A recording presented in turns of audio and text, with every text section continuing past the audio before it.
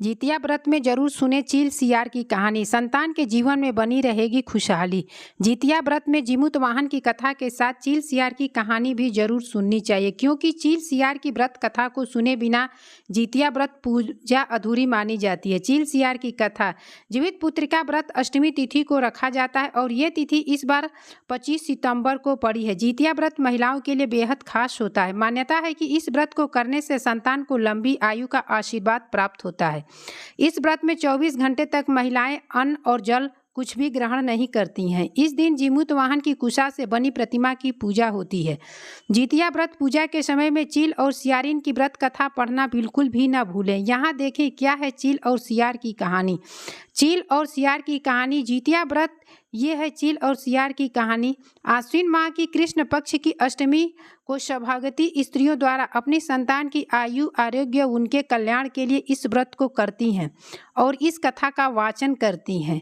ये कथा एक चील और सियारिन की है। एक जंगल में चील और सियारिन रहा करती थी। दोनों मित्र थी। एक बार कुछ स्त्रियों को व्रत करते हुए दोनों ने देखा तो उन्होंने भी व्रत करने का मन हुआ। दोनों ने एक साथ इस व्रत को रखा और निर्जला व्रत करने लगी। लेकिन सियारिन को इतनी भूख लगने लगी कि वो भूख प्यास से व्याकुल हो उठी। उससे भूख सही नहीं गई और उसने चील से छिप के खाना खा लिया। वही चील ने पूरी निष्ठा के साथ इस व्रत का पालन किया। इसका परिणाम यह हुआ कि सियारिन के जितने भी बच्चे होते कुछ दिन जीने के बाद मर जाते थे, लेकिन चील के बच्चे दीर्घायु होते थे। तब सियारिन को इस बात का ज्ञात हुआ कि जीवित पुत्रिका व्रत आधा दिन रहने से उसके बच्चे होते हैं और कुछ दिन जीते हैं और उसके व्रत तोड़ देने के कारण कुछ ही दिनों में मर जाते हैं। जितिया व्रत पूजन में महिलाएं चढ़ाती हैं चील सियार और पूजन सामग्री। पुत्र की लंबी उम्र के लिए माताएं सूर्योदय से काफ़ी पहले ओठगन की विधि पूरी की जाती है। इसके बाद व्रती जल पीना भी बंद कर देते हैं। इसके बाद पितराइनों महिला पूर्वजों व जीमूत वाहन को सरसों तेल व खली चढ़ाती हैं। इस पर्व से जुड़ी कथा की चील व सियारिन को भी चूड़ा दही चढ़ाया जाता है। साथ ही खीरा व भीगे केराव का प्रसाद चढ़ाया जाता है।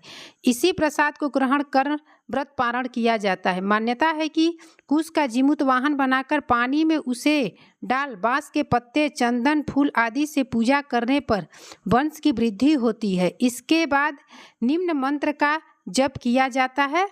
वीडियो अच्छा लगे तो एक लाइक तो बनता है। अगर चैनल पर आप नए हैं तो प्लीज़ चैनल को सब्सक्राइब कर दें और अपने जितिया व्रत करने वाली बहनों के साथ शेयर कर दीजिएगा।